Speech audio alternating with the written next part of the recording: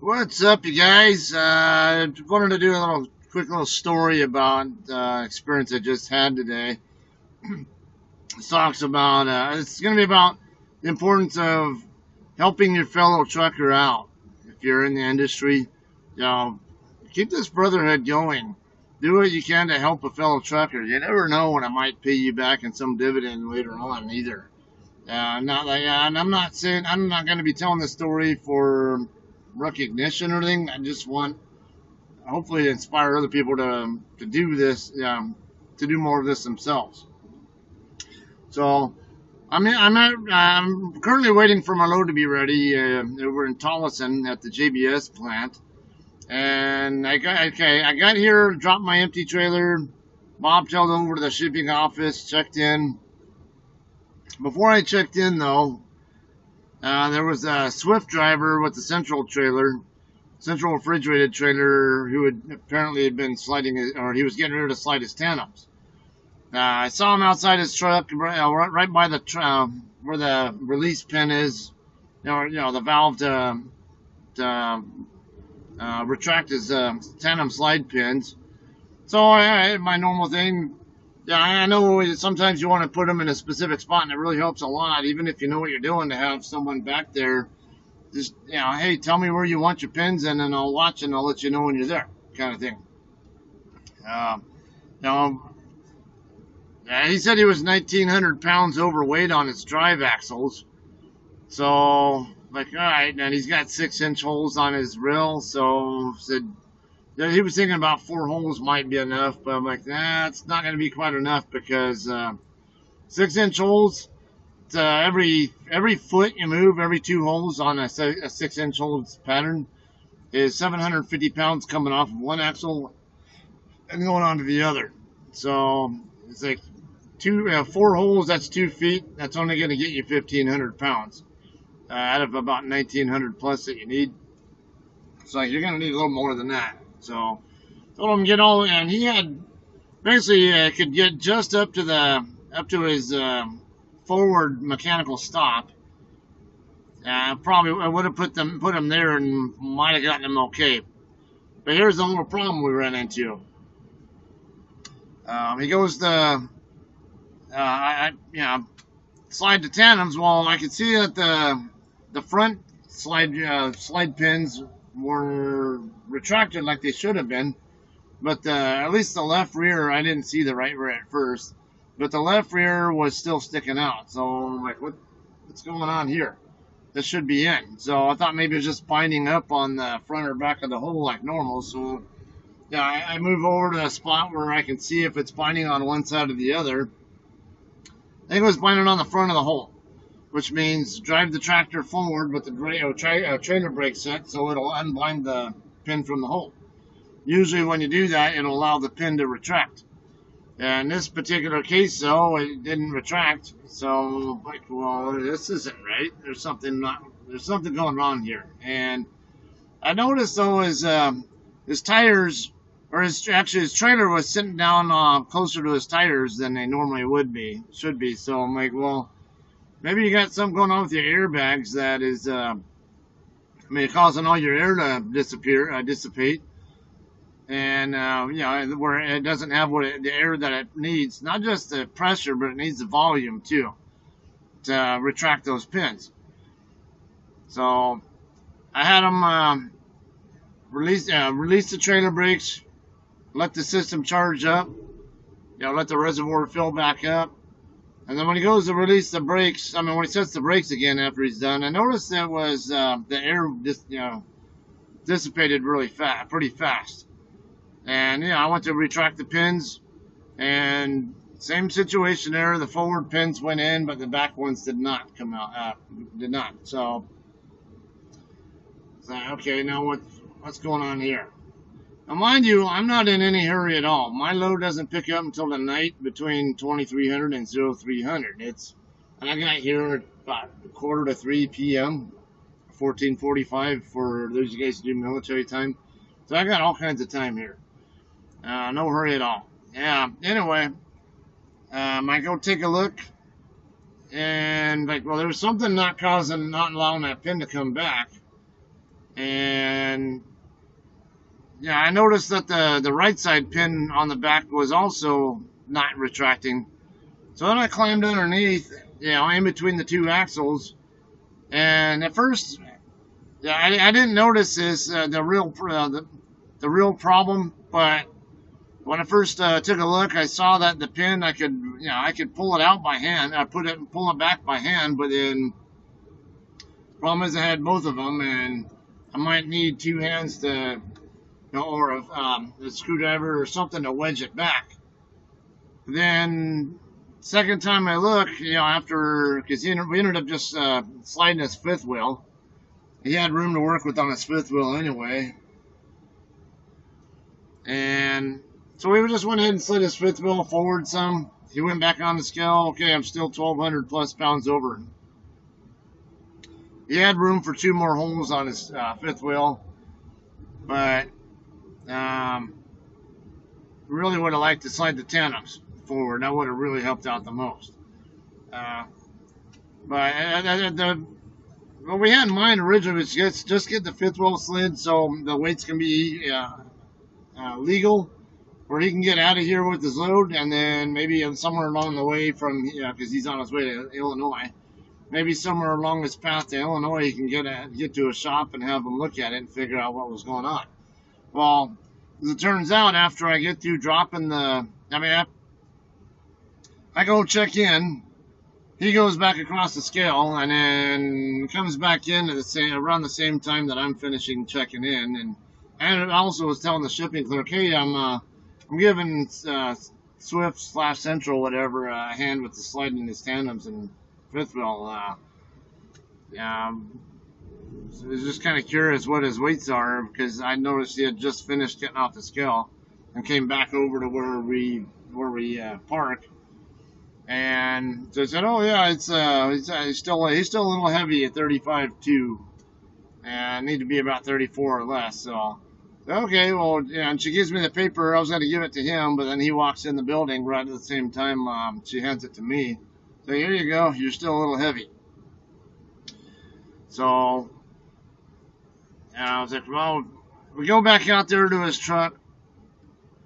Decide maybe we'll move the fifth wheel again, but I'm just kind of So I told him I have screwdrivers. He didn't have any in his truck. So I grabbed a couple of screwdrivers out of my truck. I was just going to try to wedge the spring load pins back out of the way of the rail so he could at least slide the tandem some.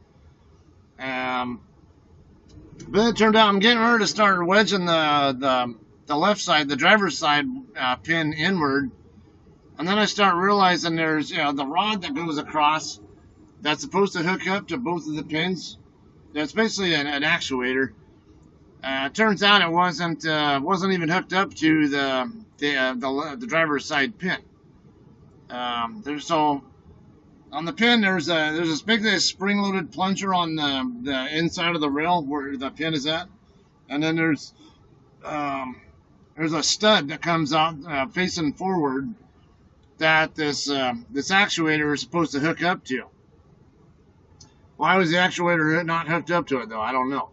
It wasn't secured for some reason. Maybe I think it may be missing some hardware or had something broken. But the stud was still there in a position where I ended up telling them, go ahead and release it.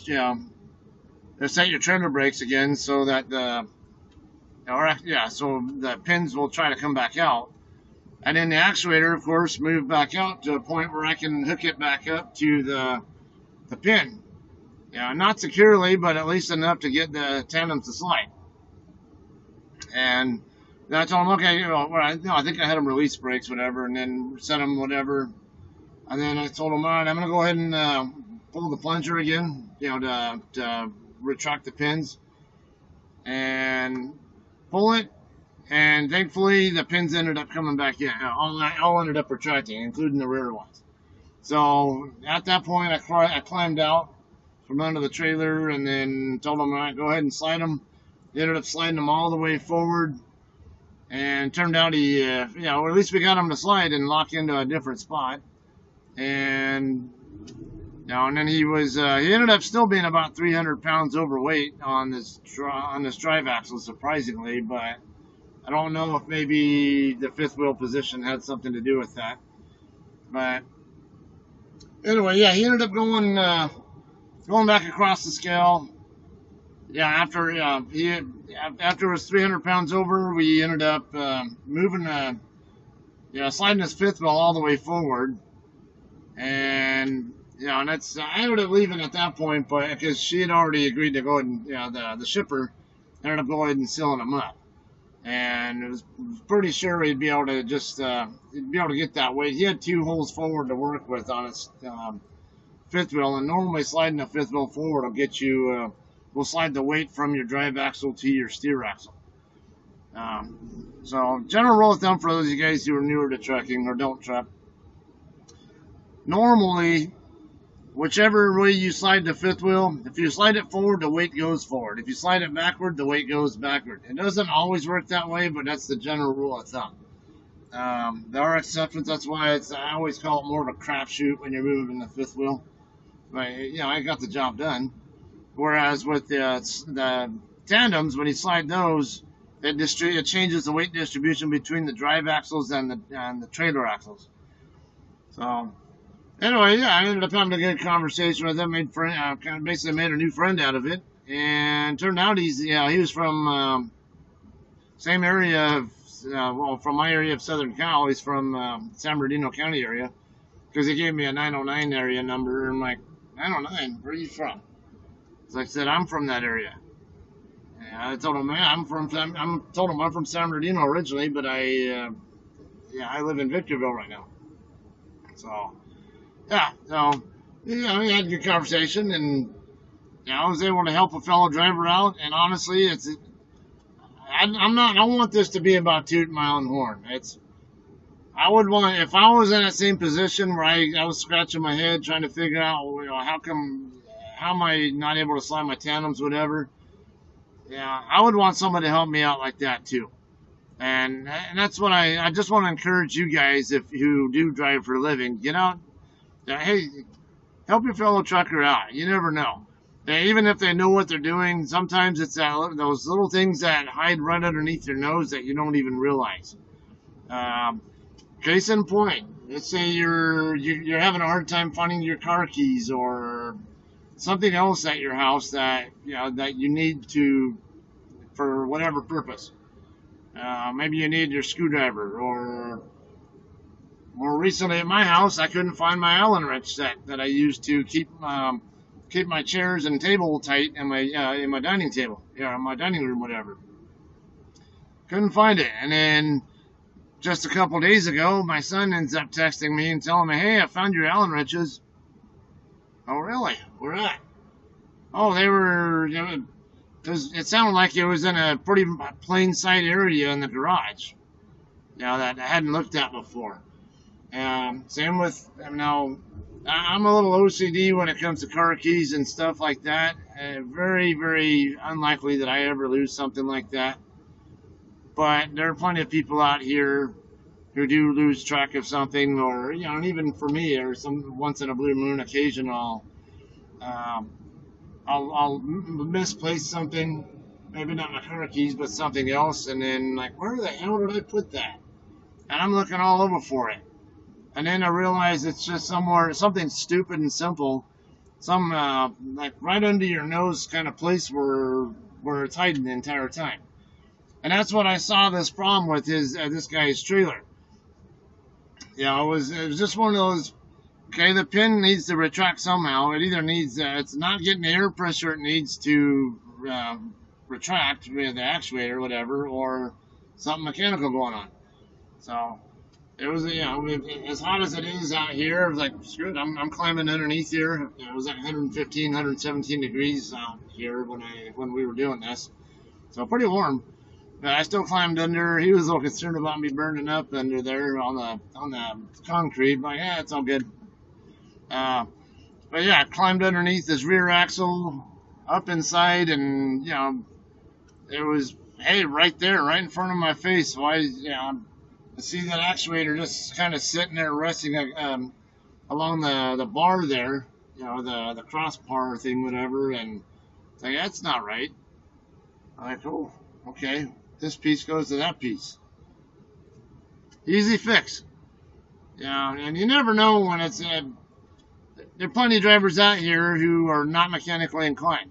We're paid to drive the truck, not to fix it. So I know a lot of you older school truckers have some issues with the newer school crowd not having any kind of mechanical aptitude and not being able to fix their own problems. But then, you know, I can take this from my aircraft maintenance background.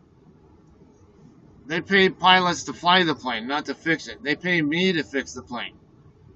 Yeah, so let them worry about what their expertise is, and let me worry about what my expertise is. They need to know basic stuff to how to operate their equipment safely. But having a pin not go in is not an equipment safety issue. I think it's an equipment operation issue, which is sometimes a different situation there. And so there's a little bit of consideration for the fact that the new school crowd does have a point.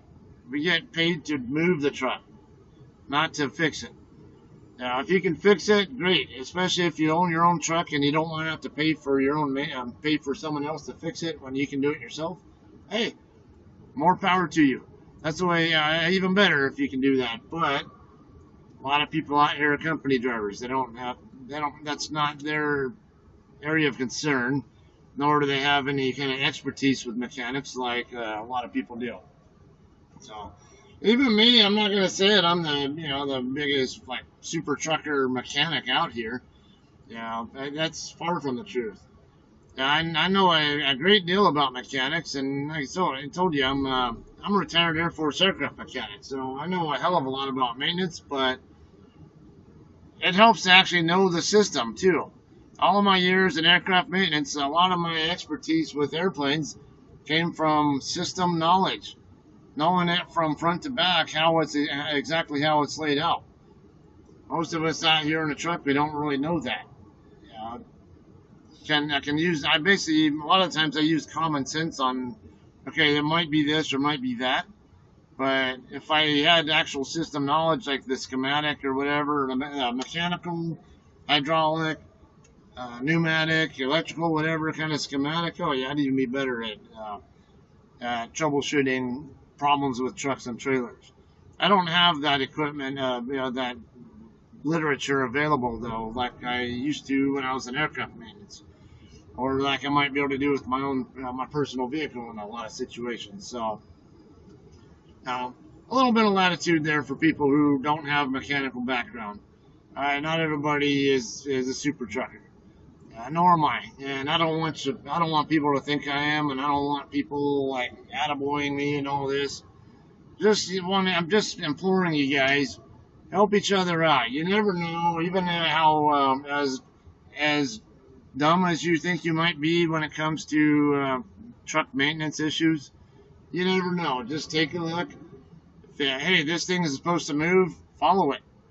Where's it? What's supposed to make it move? And then follow it around or something. Or if something leaks, all right. If that's leaking, if my fluid's going somewhere, then my power steering fluid had a problem I had not too long ago. Take a look at that.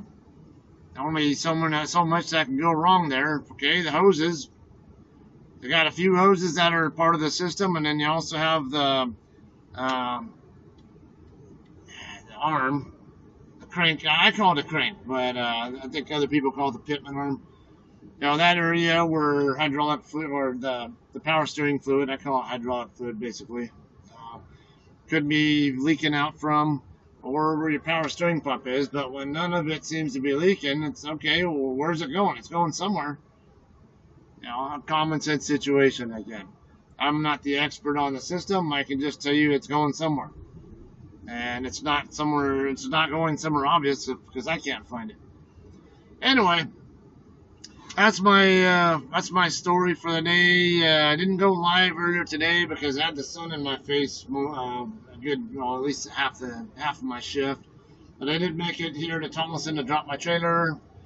The other driver who was supposed to be taking it was already sitting in the yard waiting for it, so I just knocked on his truck and let him know, hey, your load's here. If you want to take off right now, go for it. And then as soon as I got through dropping that trailer, I grabbed an empty and came right here to check in for my pickup. So anyway, tonight, sometime or early tomorrow, I don't know what, we'll be on my way back to California. So don't know yet if I'll be taking that all the way up to Santa Clara where the receiver's at, or if I'm just going to take it to our drop yard and do some local work for the next couple of days. I'll find out tomorrow. So give you guys kind of an idea what's happening for those of you guys who regularly follow me and were kind of wondering why I wasn't live, right? I will hopefully see you guys tomorrow, or actually late tonight, sometime tonight. I don't know. I'm going to do an 8-hour sleeper berth at least here. Get a good clock to work with, and then I'll run into California probably late tonight, early tomorrow morning. Hopefully. All right, guys. We'll see you guys tomorrow, and thanks for hanging out and watching.